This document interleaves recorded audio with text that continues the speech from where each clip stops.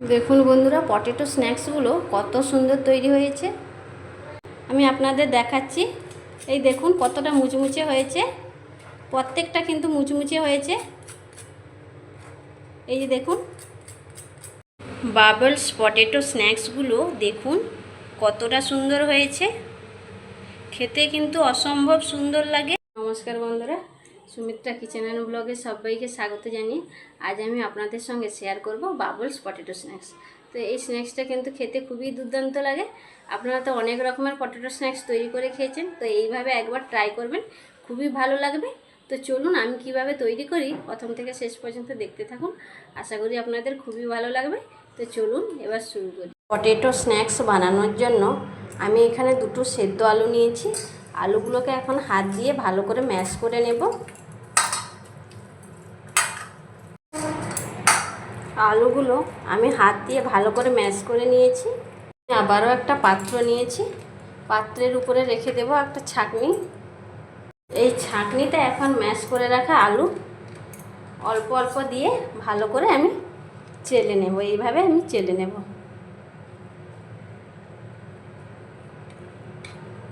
পুরো আলুটা আমি এইভাবে কিন্তু চেলে নেব। পুরো আলুটা আমি চেলে নিয়ে ফিরে আসছি। পুরো আলুটা আমি ছাঁকনির সাহায্যে ভালো করে চেলে নিলাম। এই দেখুন, এই যে এইভাবে পুরোটা নিয়ে নেব।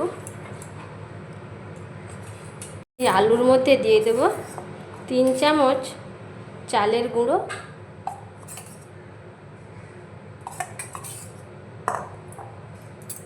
1 চামচ দিয়ে দেব কর্নফ্লাওয়ার, পরিমাণ মতো লবণ, দিয়ে দিচ্ছি 1 চামচ বেকিং পাউডার। ভালো করে আমি মেখে নেব।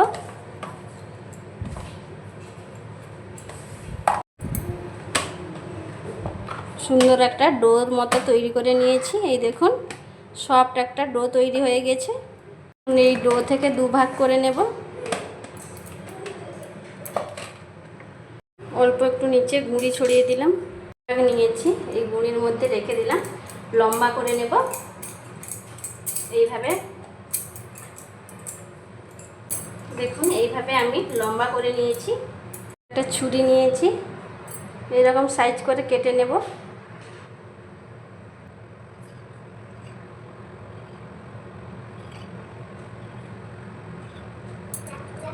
এবার একটা এরকম হাতে তুলে নিলাম।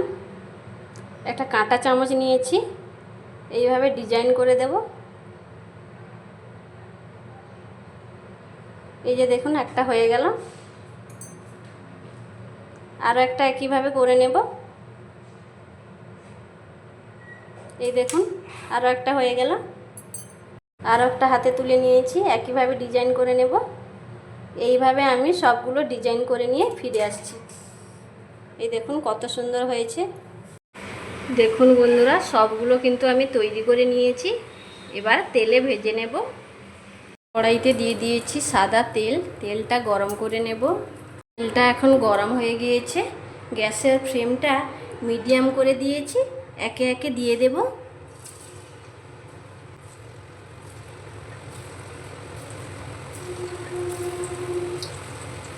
এই পটেটো স্ন্যাক্সগুলো খেতে কিন্তু অসাধারণ লাগে বন্ধুরা, অবশ্যই একবার বাড়িতে ট্রাই করবেন। দেখুন বন্ধুরা কত সুন্দর ফুলে উঠছে উপর থেকে।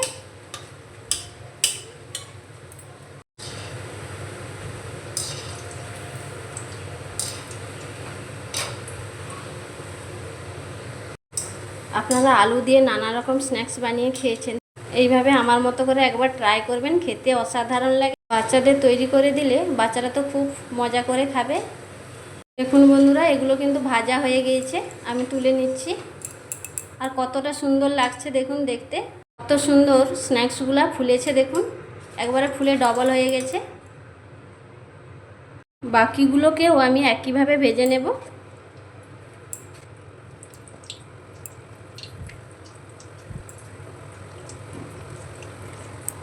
যে সকল বাচ্চারা আলু খেতে চায় না, তাদের কিন্তু এই স্ন্যাক্সটা অনায়াসেই তৈরি করে দিতে পারেন, খুব মজা করে খেয়ে নেবে। দেখুন বন্ধুরা কত সুন্দর ফুলে যাচ্ছে। যে সকল বন্ধুরা চ্যানেলটিকে সাবস্ক্রাইব করে পাশে রয়েছেন তাদের অসংখ্য অসংখ্য ধন্যবাদ জানাই। যারা এখনও সাবস্ক্রাইব করেননি বা আজকে আমার রেসিপি দেখছেন নতুন, তাদের কাছে অনুরোধ, প্লিজ চ্যানেলটিকে সাবস্ক্রাইব করে পাশে থাকবেন। এই রেসিপি যদি ভালো লাগে লাইক কমেন্ট শেয়ার সাবস্ক্রাইব করে পাশে থাকবেন। রেসিপিগুলো বন্ধুদের মধ্যে বেশি বেশি করে শেয়ার করবেন। নিত্য নতুন রেসিপি পেতে অবশ্যই চ্যানেলটিকে সাবস্ক্রাইব করে পাশে থাকবেন। উল্টে পাল্টে এগুলোকেও আমি ভেজে নিয়েছি, তুলে নেব। এখন বন্ধুরা স্ন্যাক্সগুলো কত সুন্দর তৈরি হয়েছে। আবারও আমি দিয়ে দেব। এই একইভাবে আমি বাকি সবগুলো ভেজে নেব।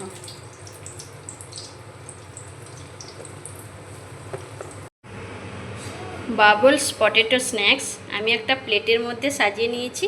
দেখুন বন্ধুরা কতটা সুন্দর হয়েছে, দেখতে কত সুন্দর লাগছে, খেতেও কিন্তু অসাধারণ লাগে। বাচ্চাদের তৈরি করে দিলে তো বাচ্চারা খুবই মজা করে খেয়ে নেবে। যে সকল বাচ্চারা আলু খেতে চায় না তাদের এই রেসিপিটা তৈরি করে দেবেন, নিমেষেই কিন্তু ফিনিশ করে দেবে। এটাকে আরও চটপটে তৈরি করার জন্য লাল লঙ্কার গুঁড়ো, চাট মশলা আপনারা মিশিয়ে নিতে পারেন। আমি কিছুই দিলাম না কারণ আমার ছেলে মেয়ে খাবে বলে। অন্য দিন অন্য কোনো রেসিপি নিয়ে আবারও হাজির হব। সবাই সুস্থ থাকুন, ভালো থাকুন।